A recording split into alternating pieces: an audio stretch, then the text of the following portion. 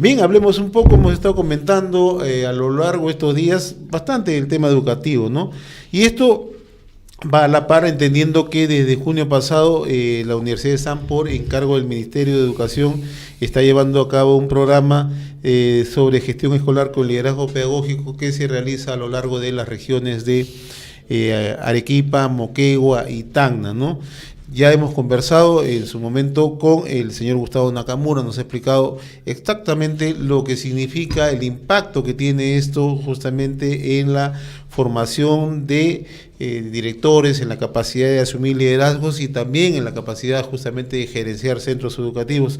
Y en esa línea yo quería preguntarle cuán importante y cuál es la experiencia que tiene SAN desarrollando a nivel nacional este tipo de experiencias, ¿no? Bueno, como ustedes saben, o de repente comentar que SAN es una institución con 53 años de vida institucional y durante todo ese medio siglo de existencia hemos enfocado nuestra actividad en la gestión, en la gerencia de empresas, en la gerencia de instituciones. Por lo tanto, trabajando con los directores de colegios nacionales, venimos haciéndolo ya desde hace 10 años, enfocados básicamente en mejorar su gestión. No pretendemos, como SAN mismo, no pretendemos explicarle a un profesor cómo dirigir su clase, porque él ha recibido una formación profesional que le permite hacer eso. Sin embargo, cuando se va ascendiendo en la carrera llegan a tener puestos más altos, como por ejemplo el de director de un colegio o director de un UGEL, y el problema es que cuando ya estás en cargos de alto nivel, de gerenciales, en este caso, no fuiste formado para eso, ¿no? Entonces, administrar la logística, administrar los recursos humanos, cómo empoderar equipos. Hay una formación pedagógica, pero más no. No hay una formación de gestión. Claro. Entonces los profesores van aprendiendo, como quien dice, como pueden y en la cancha, ¿no? Entonces, claro, hacen su trabajo, hacen su mejor esfuerzo, pero seguramente podría ser mucho mejor si hubiesen sido formados adecuadamente. Entonces, SAN durante los últimos 10 años ha tratado perseverantemente de apoyar a la educación nacional, enfocándose en becas a los directores de colegios para esta parte de su formación que es complementaria a la pedagógica, ¿no? Ahora, esto me lleva a plantearle una segunda interrogante. Hace un par de días conversábamos con Carlos acá en esta misma mesa de trabajo algunas experiencias, la experiencia finlandesa, que es la que siempre se toma como referencia, ¿no? Pero también hay algunas experiencias en otras latitudes en América Latina. Colombia está avanzando significativamente. ¿Cuán importante es generar inversión en capacitación y en educación específicamente? Mucha. Yo los he escuchado atentamente durante estas 30 minutos antes, he escuchado los problemas de salud, ¿no es cierto? Claro. Y se han tocado temas de violencia familiar, y he escuchado incluso a un profesor que es de un centro educativo de Chalhuahuacho, que es una zona alejada en Apurímac. Exactamente. Entonces, el profesor es vamos a decir, la herramienta clave. Es la bisagra, ¿no? Es la bisagra, ingreso, ¿no? Exactamente, entre lo que es la parte pedagógica y el hogar, ¿no? En el hogar uno efectivamente aprende las primeras cosas, pero prontamente estamos en el colegio y el profesor es el que debiera complementar esa formación, que aprender a sumar, a leer, a escribir, pero también, por ejemplo, aspectos de higiene, ¿no? Los profesores antaño nos enseñaban que cada vez que íbamos a comer debíamos lavarnos las manos, debíamos siempre lustrar la ropa, el zapato, debíamos estar siempre bien puestos para cualquier tema. Lo que un poco que estamos añorando los que somos mayores son estos temas de educación, de vida, ¿no? No tanto la pedagógica, sino la de vida también. Entonces, el profesor se convierte en un elemento multiplicador, porque mientras el padre y la madre se enfocan en su hijo o en sus hijos, el profesor irradia hacia 30, 40 personas en un mismo día y un solo momento. O sea, su trabajo es realmente invalorable. No tendríamos cómo pagarles a los profesores si realmente pudiéramos dimensionar lo que ellos hacen. Entonces, si el Estado destina recursos a la formación de estos entes de difusión, ¿no? Esa difusión va a ser buena. Si no, estaremos difundiendo cosas inapropiadas que lo único que van a provocar es que la sociedad retroceda, como es lo que efectivamente y claramente y objetivamente ha sucedido en las últimas décadas en el Perú. Entonces, estos esfuerzos que el Estado viene haciendo para formar directores va en esa línea, que estos directores a su vez irradien no solo a los alumnos, sino también a sus colegas, ¿no? A los profesores que están asignados a esa unidad escolar, y entonces ya no es solo el director, sino es el equipo, y esos 10, 20 o 30 profesores El bien entorno, gestionados, ¿no? Entonces la potencia o el efecto multiplicador sobre los alumnos es impresionante, ¿no? Entonces yo solamente, también como profesora, lo que me queda es, o lo que nos queda a la academia es apoyar incesantemente los esfuerzos que haga el Estado para este sector en particular, ¿no? Otra de las características que nosotros hemos estado comentando acá y que se mencionan, no solamente en el caso, por ejemplo, de los países que están a la vanguardia del desarrollo de la educación y que basan justamente el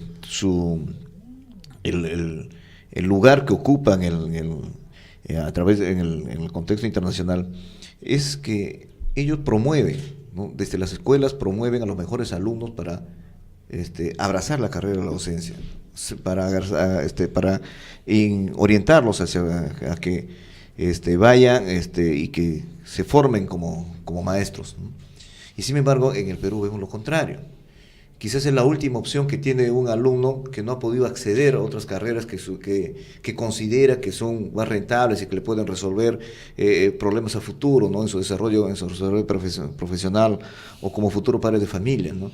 Y optan, por ejemplo, por ser maestros finalmente. Es verdad. ¿No? La docencia se ha convertido en una carrera refugio en los últimos años, con lo cual te aseguras tener un título, un grado, y luego y un empleo que lamentablemente ha pasado en varias carreras que el Estado siempre ha dado, por ejemplo en la carrera militar, ¿no?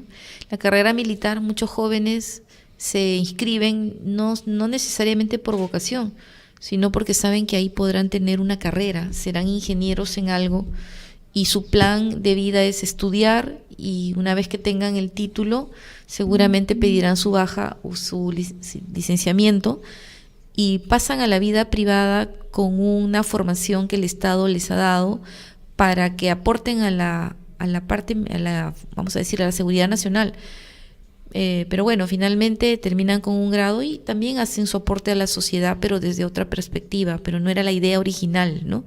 Entonces, en los colegios sucede algo así, los jóvenes estudian una carrera docente para poder tener un empleo, pero que no les asegura necesariamente sus ingresos. Por lo tanto, los profesores, para poder tener dignidad a la hora de vivir, se convierten en comerciantes, se convierten en mil oficios, ¿no? Y a la hora de que estás... La docencia ya es un part-time, como se dice, ¿no? Es para cubrir, vamos a decir, tus costos fijos, tener acceso a cierta seguridad social, ¿no? Tener unos elementos básicos de seguridad, como bien decías, pero sus ingresos no vienen de esa fuente, sino porque son bajos, aunque hay que reconocer los esfuerzos que se han hecho en los últimos años para mejorar eso a través de la carrera docente, pero al final tienen una tienda, ponen una bodega, y por ahí ganan más dinero. Entonces, al final es permisivo, ¿cómo se puede decir? Es perjudicial, porque como eso es lo que les genera más ingresos, entonces la docencia termina siendo abandonada a utilizar tu tiempo marginal, y no es porque de repente no te gusta ser profesor en algunos casos, sino es porque lo otro te asegura pues tener un nivel de vida con mayor confort. Entonces el tiempo que le dedicas a tus alumnos es el marginal, y de repente estás cansado porque has trabajado todo el día, ¿no? Y no te da tiempo de hacer ese famoso feedback a los alumnos, de dejarles tareas adecuadas, porque sabes que en la tarde no tendrás tiempo para revisar las tareas que tendrás que darles al día siguiente. Entonces, si es que dejas tareas, obviamente, si es que esa es la metodología empleada, pero entonces lo que quiero decir es que probablemente descuidas la actividad docente porque estás enfocado en buena medida en asegurar tu calidad de vida mediante tus otros oficios, ¿no? Ahora, en Esan se ha hecho algún enfoque respecto a este tema, respecto a este, digamos, esta problemática que se enfrente a nivel de la docencia? Lo que SAN ha hecho, en 10 años hemos aprendido, lo que SAN hace es tratar de mejorar sus habilidades de gestión para que el tiempo que permanecen en el aula sea más productivo, permanecen en el colegio, sea más productivo. Dentro de los colegios hay mucha confrontación. Una de las cosas que siempre no me cansaré de repetir es que el profesor que es director tiene que tener unas habilidades de negociación y manejo de conflictos particularmente desarrolladas. El conflicto es muy fuerte y mucha parte de su administración, de su gestión, se le va resolviendo documentos que le envía la UGEL o el ministerio, es una parte burocrática que no necesariamente genera valor, y la otra parte es resolviendo peleas al interior de la entidad educativa. Entonces, ¿en qué momento te dedicas a planificar, a ver los resultados de tu colegio, a ver cómo van estos famosos indicadores de sociales de tus alumnos, en cómo los ayudas a mejorar su rendimiento escolar, en qué momento planificas con todos tus colegas cuáles van a ser los objetivos propios, no el que te pone el ministerio, que obviamente tiene que cumplirse, sino cada unidad es particular, es como tu casa, no puede ser igual a la casa del vecino. Se parecen, pero no es igual. Entonces, cada colegio tiene su sello y eso, su problemática tiene que ser enfocada con esa particularidad por todos los colegios. Entonces, en ESAN hemos aprendido que ahí hay que apuntalar el tema del manejo del recurso humano, el tema de la gestión de conflictos y el tema de comprender y hacerles caer en cuenta de que ellos son tan gerentes como cualquiera que dirige una empresa privada dedicada a vender algo. Que el gerente no se le define por utilidades, ¿no?, sino por responsabilidades. Y el liderazgo igual. Entonces, ellos son en ESAN tratados como responsables de una entidad y que tienen que entregar resultados, ¿no? Y los resultados es ver que tus alumnos no desierten, que continúen el colegio, que te preocupes porque no abandonen la escolaridad, etcétera. Sí, claro. Nosotros ayer conversábamos también con una socióloga del Instituto de Estudios Peruanos, ¿no?, quienes han hecho un censo y una evaluación sobre lo que sucede en las escuelas, lo que sucede en la relación que existe entre padres de familia, entre la comunidad que está rodeando la escuela. Y una de las conclusiones de la digamos, formales de esta investigación es que en realidad en las comunidades, pues la escuela es el símbolo y es la institución de mayor prestigio que existe, ¿no? Más allá de la iglesia, más allá de cualquier otra institución, para ellos su escuela es el símbolo, ¿no? Es el símbolo, ¿no?, de la institución, que está ahí resumido la posibilidad de sacar adelante a su comunidad y a sus hijos. El colegio es el símbolo del progreso. Pero la contradicción es la siguiente: tienen reparos con los profesores, porque en realidad también perciben que de pronto los profesores no están bien preparados, que de pronto no están enseñando bien a sus hijos. Entonces, sí tienen este tipo de preocupaciones. Entonces, nosotros la pregunta que le hacemos es: la institución líder es la escuela, pero quienes la dirigen también deberían de ser líderes, ¿no?, de acompañar a esa institución, o sea, sí, a encumbrarla. ¿Cómo así hay ese desfase? Acostumbrarse a altos estándares, ¿no? Sí. Pero también es verdad que como la educación ha estado muy abandonada, no ha existido control. Y lamentablemente el Perú está tan fragmentado, por ejemplo, la falta de infraestructura es terrible, porque a veces hay colegios tan alejados que es imposible saber en tiempo real si el profesor va al colegio. Y no hay sanción, no pasa nada, y encima a fin de mes, por inercia, viene el depósito de tu sueldo en el Banco de la Nación. Pero no sabes si de todas las horas que debió haber dictado, realmente asistió, ¿no? Y también a veces uno se pone a pensar, dices, claro, nadie me va a fiscalizar si yo voy o no voy al colegio, igual me van a pagar. Y también a veces uno se pone a pensar, sí, pero este profesor para ir a dictar esa escuela rural tiene que viajar 8 horas ¿no es cierto?, en unas condiciones deplorables. Entonces, el país no está preparado para soportar una educación de calidad. Y a veces, por ejemplo, olvidamos que nos enfocamos en el colegio, en la clase, nos estamos enfocando en la dirección, en este caso, en ESAN, por ejemplo, que está enfocada en la dirección, pero el país mismo no piensa ¿cómo se puede decir?, en la infraestructura para la educación, y la infraestructura para la educación no solamente es el colegio en sí mismo, sino es cómo llegas. Cómo llegan los alumnos, cómo llegan los profesores, cómo controla su asistencia. El tema del Internet es fundamental, ¿no? El tema del Internet te puede permitir en tiempo real conocer qué es lo que está pasando en los colegios, así como te puede decir cómo están las clínicas o los hospitales o los pequeños centros médicos que hay en las ciudades. Creo que este esfuerzo que ha hecho el Estado de poner la red dorsal nacional, por ejemplo, que va a permitir mejorar el Internet, va a ayudar a la educación. Entonces, no solamente cuando hablamos de educación, no solamente tenemos que hablar del colegio, de los alumnos, de los profesores, claro que sí, eso es el núcleo, ahí hay que fortalecer, pero también pensar en esos apoyos logísticos que se necesitan para brindar un adecuado colegio. Yo me acuerdo mucho que una profesora en una zona muy pobre de Cajamarca me hablaba de que las empresas mineras, por ejemplo, los apoyan de alguna forma, ¿no? Y casi sin darnos cuenta, en un día, en un intermedio de una clase, me comentaba ella que para poder llegar a su colegio, caminaba 2 horas en la mañana y tenía que regresar caminando 2 horas en la tarde. Y yo le decía, señora, ¿y por qué en la lista que ha hecho para pedir apoyo, sea al Estado o a la empresa minera, no estuvo en primer lugar